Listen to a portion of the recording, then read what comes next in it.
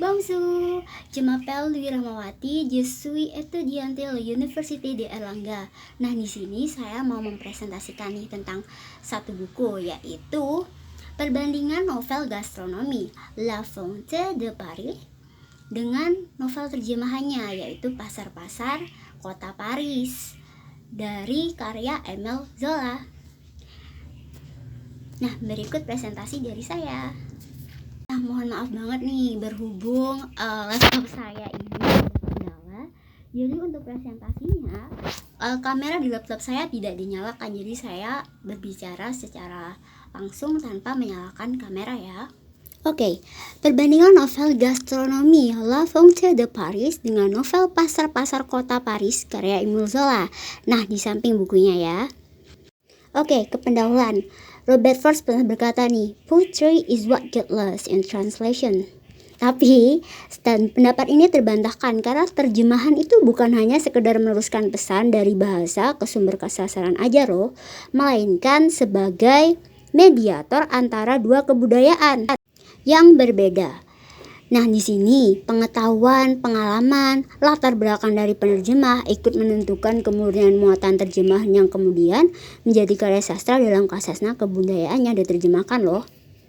Maka dari itu, ada batasan-batasan nilai yang harus diperhatikan penerjemah ketika menyeleksi sastra asing yang disesuaikan dengan budaya lokal.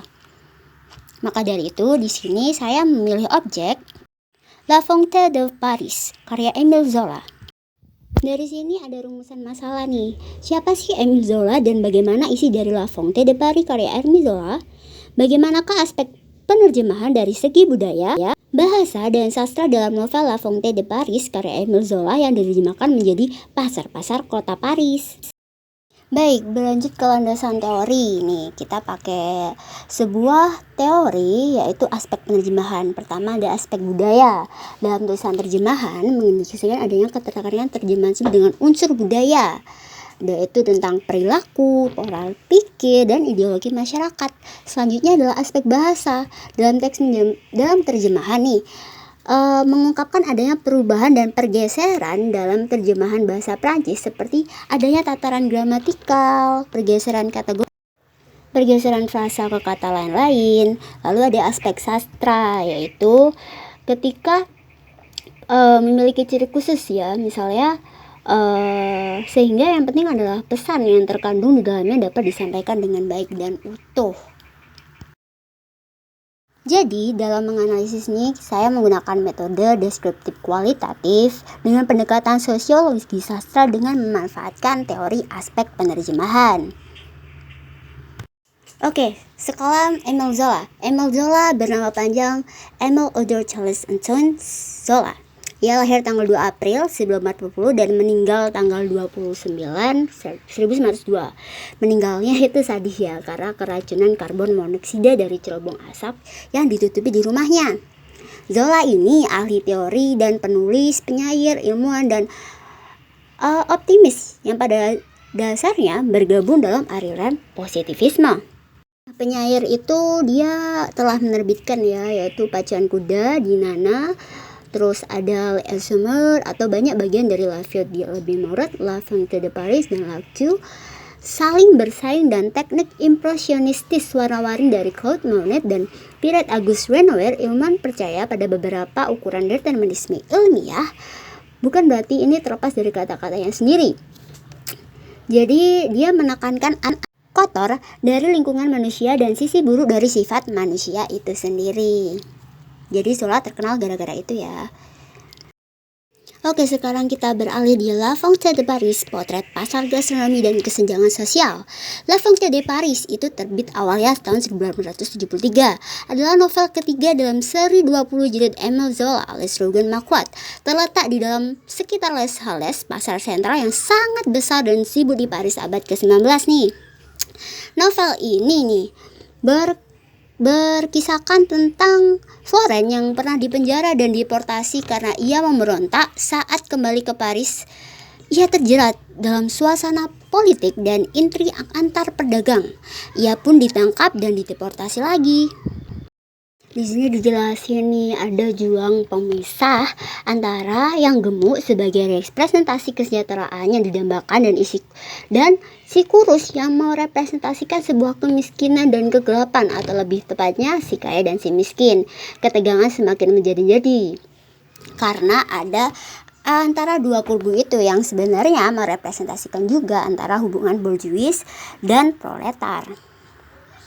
Zola begitu jeli nih perihal berbagai makanan yang ada dalam Paris saat itu. Penggambaran pasar yang penuh menyajikan las-las di Paris 1800-an.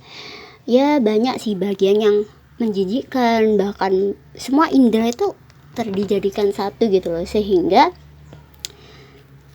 ini tuh disebut sebagai sebuah cerminan di masa lalu ya.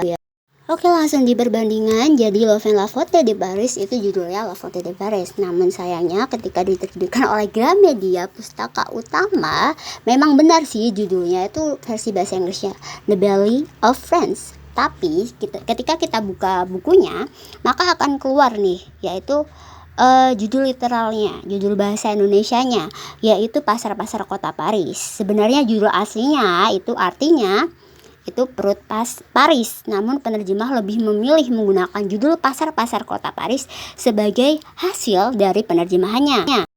Selanjutnya penerbit dan tahun terbit dan penerjemahan. La Fontaine de Paris terbit tahun 1873. Pasar-Pasar Kota Paris diterjemahkan oleh Lulu Wijaya, diterbitkan oleh Gramedia Pustaka Utama tahun 2017.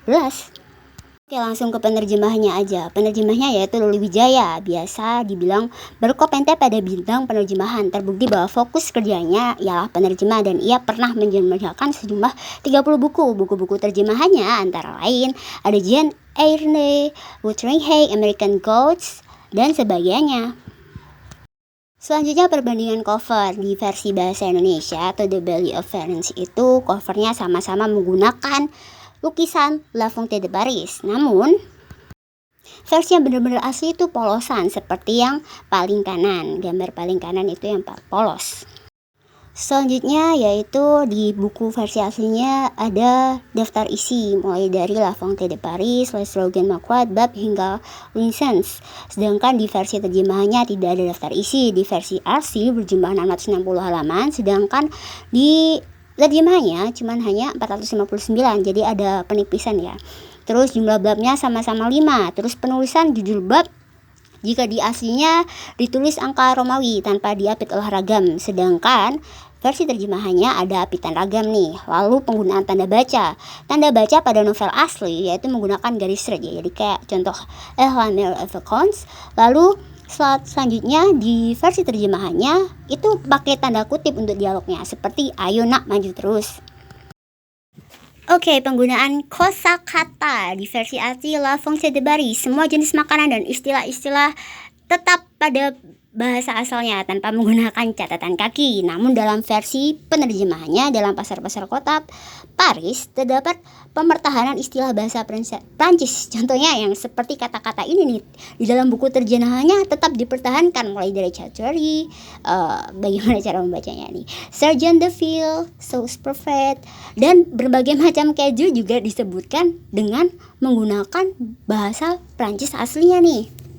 Selanjutnya dalam terjemahannya justru malah ada bahasa yang malah diinggriskan seperti The Belly of France, By Current, Still Lies, Cat Conger, Mullet Brill, Garnet, Chickwen, dan lain-lain yang sebenarnya bukan asli dari buku La Fontaine de Paris, cuman di sini dimasukkan agar pembaca Indonesia lebih paham ya, mengingat bahwa beberapa orang Indonesia mengerti istilah-istilah dari Prancis. Lalu istilah dalam bahasa Prancis yang dirubah dalam bahasa Indonesia sebenarnya mostly dirubah, semuanya dirubah. Cuman ada satu kata yang menurut saya ini misalnya ada penggunaan istilah ketupat ya, itu digunakan sebagai deskripsi anyaman yang berbentuk wajik, yang sebenarnya makna literalnya adalah bukan ketupat, namun bentuk yang menyerupai ketupat. Namun di sini sebenarnya agak bingung juga ya, ketupat yang kayak gimana tuh maksudnya. Nah, dari penjelasan tadi nih dapat dikatakan bahwa ternyata di aspek bahasa, budaya, dan sastra, di mana aspek bahasa nih contohnya ada yang tetap mempertahankan istilah Prancis seperti makanan-makanan ini ya, soalnya nggak ada di Indonesia seperti yang digambarnya, ada truffle, sauerkraut, sama satunya saya lupa ini gambar apa. Banyak banget makanan-makanan jenis daging-daging yang benar-benar spesifik dan nggak bisa di bahasa Indonesia kan, karena di Indonesia pasti nyebutnya itu hanya daging dengan ciri khas tertentu tanpa menyebut atau tanpa ada istilahnya. Pertahanan istilah-istilah asli ini sebenarnya bisa aja dilandasi untuk mempertahankan suasana yang mengingatkan akan Paris pada waktu itu.